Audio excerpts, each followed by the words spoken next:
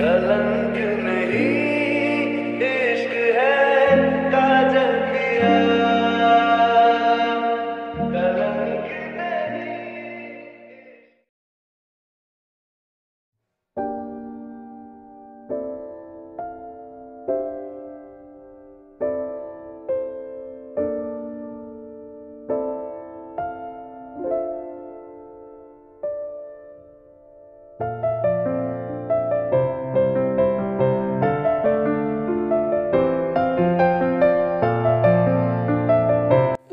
सारे गेस्ट आ चुके हैं। मेरे ख्याल से आपको नीचे ले जाने का टाइम आ गया है।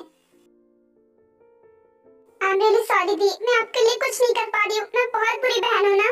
नहीं जिमिन, ऐसा मत बोलो। तुमने आज तक मेरा बहुत साथ दिया है, मेरी बहुत हेल्प की है, और अब सिचुएशन ऐसी थी कि इस पर तुम्हारा भी कोई बस नहीं चलता। लेकिन मैंने आपसे कहा था ना कि मैं आपका पूरा साथ दूंगी और मैं आपकी हेल्प भी करूंगी। मैं आपकी आंखों में कभी आंसू नहीं आने दूंगी। लेकिन ये सारी बातें मेरी झूठ नहीं थी। मैं तो कुछ कर भी नहीं पाई।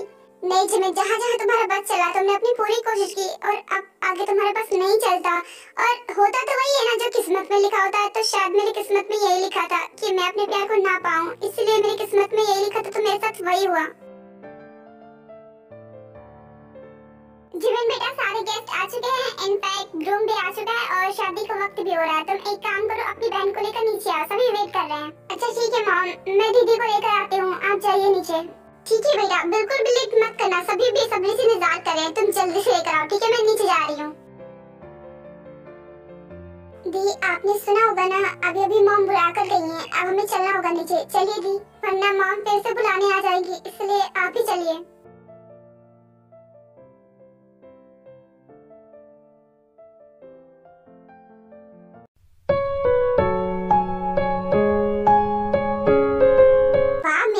कितना हैंडसम लग रहा है। सच में बेटा, आज तुम बहुत हैंडसम लग रहे हो।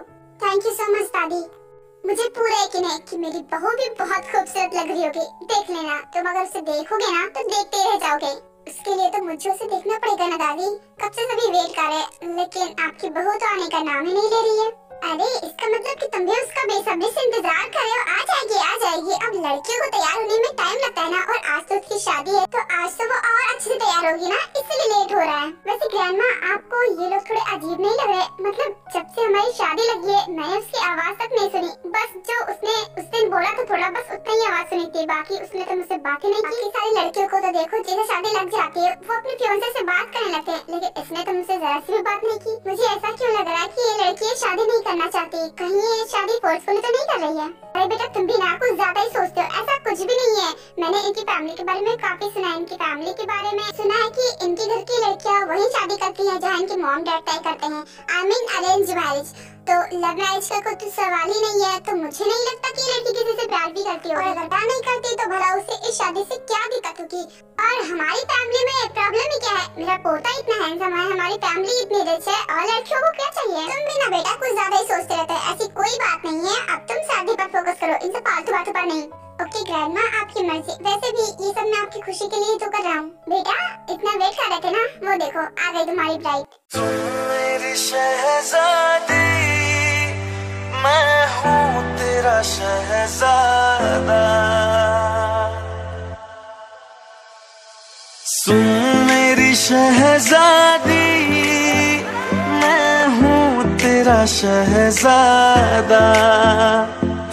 बाहों में लेके तुझे मैं करता हूँ वादा। ऐ जाने तमन्ना मेरी, मैं खा के कसम तेरी ये करता। मैंने कहा था ना मेरी बहू बहुत सुंदर लगेगी। देखना कितनी सुंदर लग रही है। अब बेटा जाओ से लेकर आओ। हाँ दादी, लेकर आता हूँ। रहूंगा प्यार सातों जन्म में तेरे साथ रहूंगा यार। मर भी गया तो मैं तुझे करता रहूंगा प्यार।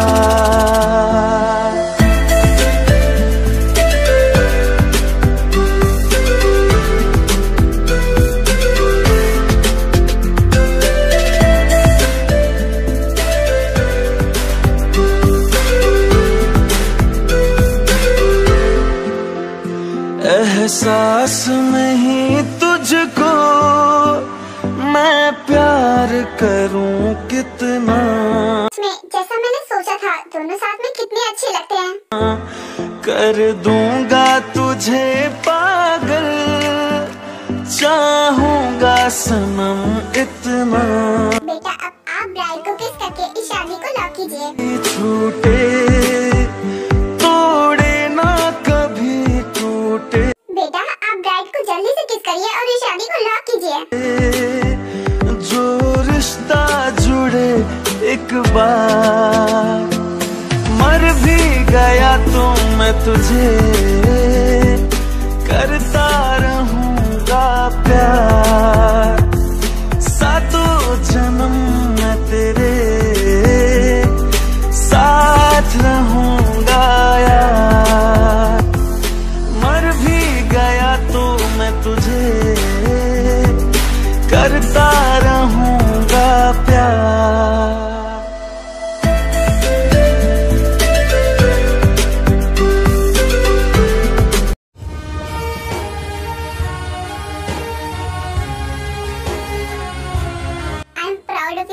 तुमने अपनी फैमिली को चुना। मैं बहुत खुश हूँ कि मैंने प्यार करने के लिए बिल्कुल एक सही लड़की को चुना था। मैं तो तुम्हारे साथ पिछले 1 सालों से ही हूँ और 1 सालों से ही जानता हूँ, लेकिन उन्होंने तो तुम्हें बचपन से पाला है।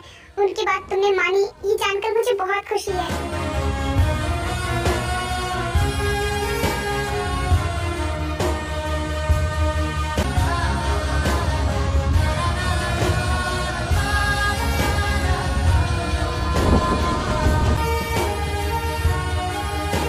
Congratulations बेटा, आज से तुम हमारे घर की बहू हो।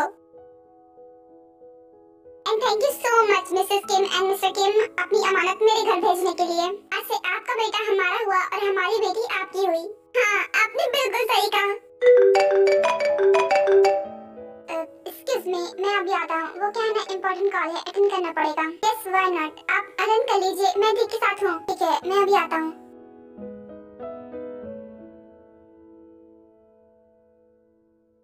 दी, जो होना था वो तो हो गया। आपकी शादी इनके साथ हो गई। अब आपको न्यू लाइफ इनके साथ ही स्टार्ट करनी हो गई। आपको पिछला सब भूलना पड़ेगा दी। और ये भी मुझे बुरे इंसान नहीं लगते। मुझे लगता है कि आप इनके साथ खुश रहेंगी। जिमिन, यकीन नहीं होता कि तुम मुझसे ऐसा कह रही हो, जबकि तुम जानती हो कि मेरी खुशी किसके साथ थी और क्या मैं अब खुश रह पाऊंगी।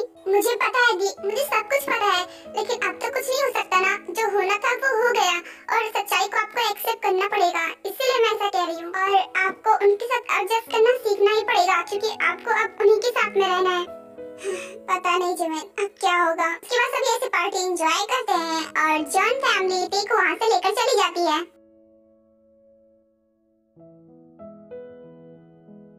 Oh God, आज देखिए पूरी लाइफ बदल गई। मुझे तो पढ़ाई भी नहीं हो रही, इतनी टेंशन में कि दिल पर इस वक्त क्या बीत रही होगी वो तो मैं सोच भी नहीं सकती। Oh God, एक तो मेरा मूड ऑलरेडी ऑफ है, अब किसने कॉल कर दिया, देखना पड़ेगा।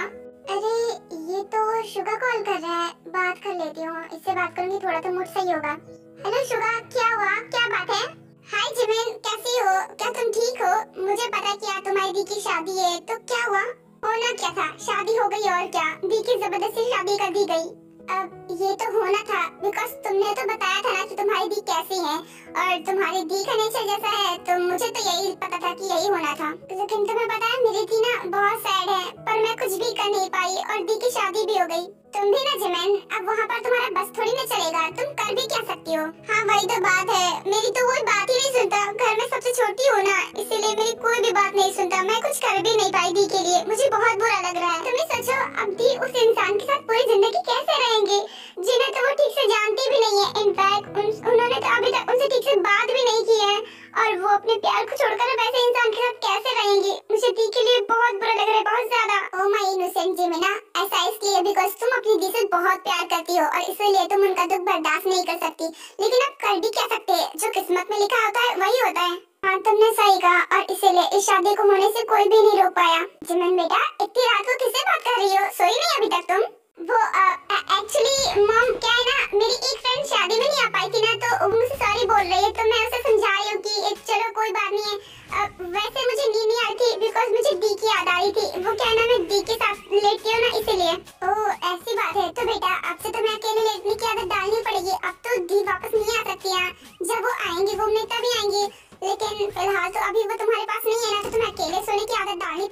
अब तुम अकेले सोने की आदत डाल लो और सो जाओ। काफी रात हो गई है, इतनी रात तक जाग कर बात करना अच्छी बात नहीं है। अब सो जाओ, अपनी फ्रेंड को भी गुड बाय बोल दो। हाँ हाँ, आपने बिल्कुल सही कहा।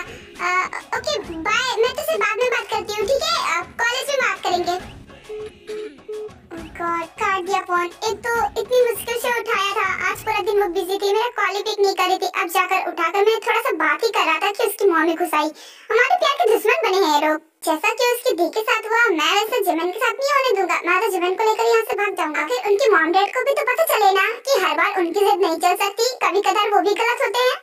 मैंने अभी जिमन से एक और बात तो छिपाई है कि मैं गरीब नहीं हूँ। वो तो मुझे गरीबी समझती है, क्योंकि मैं चाहता था कि वो मुझे ऐसे ही प्यार करे, वो एक ऐसे लड़के को एक्सेप्ट करेगी या फिर नहीं करेगी। मैं बस इतना ही देखना चाहता था। लेकिन जिमन, जैसा मैंने तुम्हारे बारे में सोचा था, तुम बिल्कुल वैसी हो। तुमने मुझे ये जानकर कि मैं गरीब हूँ, फिर भी तुमने मुझे एक्सेप्ट कर लिया। ये बात मैं तुम्हें अभी नहीं बताऊंगा, सही टाइम आने पर ही बताऊंगा।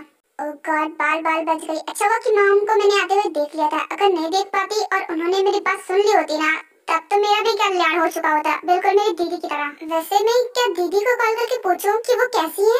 इस टाइम कॉल करना ठीक रहेगा क्या? पता नहीं, अब शायद सो गई होंगी, लेकिन मुझे नहीं लगता कि इतनी टेंशन में सो भी पाएंगी। लेकिन फिर भी इतनी रात को कॉल करना ठीक नहीं होगा। अब एक काम करती हूँ, सुबह बात कर लूंगी। अभी फिलहाल मुझे सो जाना चाहिए, सुबह कॉलेज भी तो जाना है।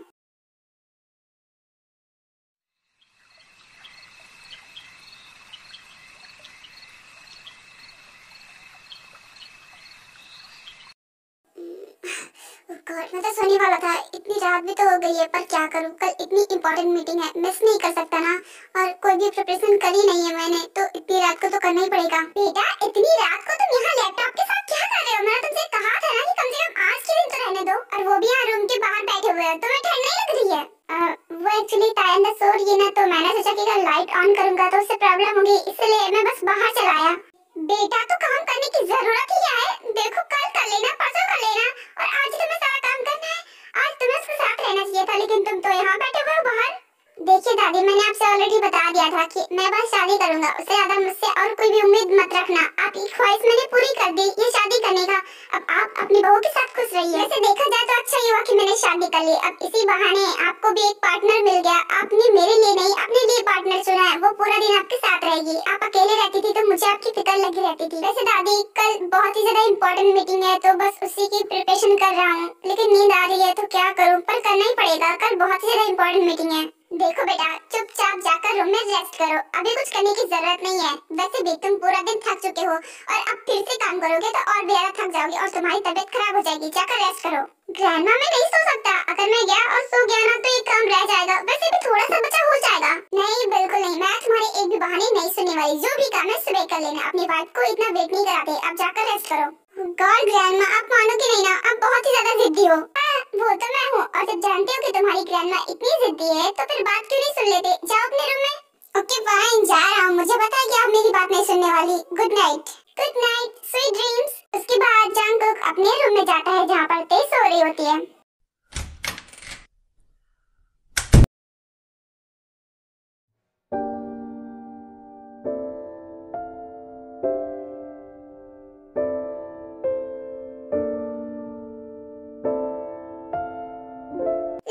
दादी की लाडली बहू तो बेड पर सो रही है। अब मैं क्या करूं? इसे डिस्टर्ब करना ठीक नहीं होगा। क्या मैं भी ऐसे सो जाऊं उसके बगल में? अगर इसे अच्छा नहीं लगा तो क्या करूं, कुछ समझ में नहीं आ रहा। अब एक काम करता हूं, आज के लिए सोफे पर सो जाता हूं। सुबह इससे पूछ लूंगा, अगर इसे अनकंफर्टेबल फील नहीं होगा तो मैं इसी के साथ सो जाया करूंगा। वैसे भी मैं इसका हस्बैंड हूँ, और हस्बैंड वाइफ तो एक साथ ही सोते हैं, पर पूछना भी तो इम्पोर्टेंट है ना, ऐसे तो नहीं सो सकता।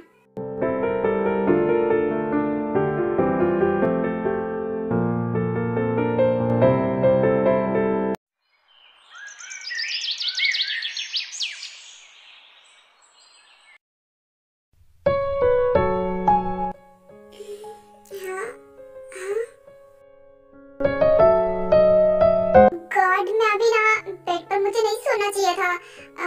पर इन्होंने मुझे जगाया क्यों नहीं, वो मुझे समझ में नहीं आ रहा। और ये तो सोफे पर ही सो रहे हैं। क्या सोच रहे होंगे कि मैं कितनी सेल्फिश हूँ। मैं अकेले ही बेड पर सो गई, और मैंने इन्हीं के रूम में इनको सोफे पर सुला दिया। काफी देर हो गई मुझे उठने में, अब मुझे फ्रेश हो जाना चाहिए।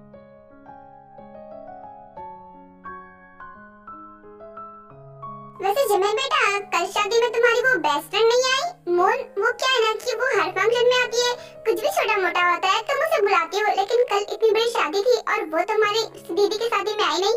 आई डोंट नो मॉम, मैंने उसको इनवाइट भी किया था और मैं उसका कल वेट भी कर रही थी, लेकिन वो आई नहीं, पता नहीं क्यों। अब आज कॉलेज में से पूछ लूंगी कि वो कल शादी में क्यों नहीं आई थी। हाँ ठीक है बेटा, पूछ लेना।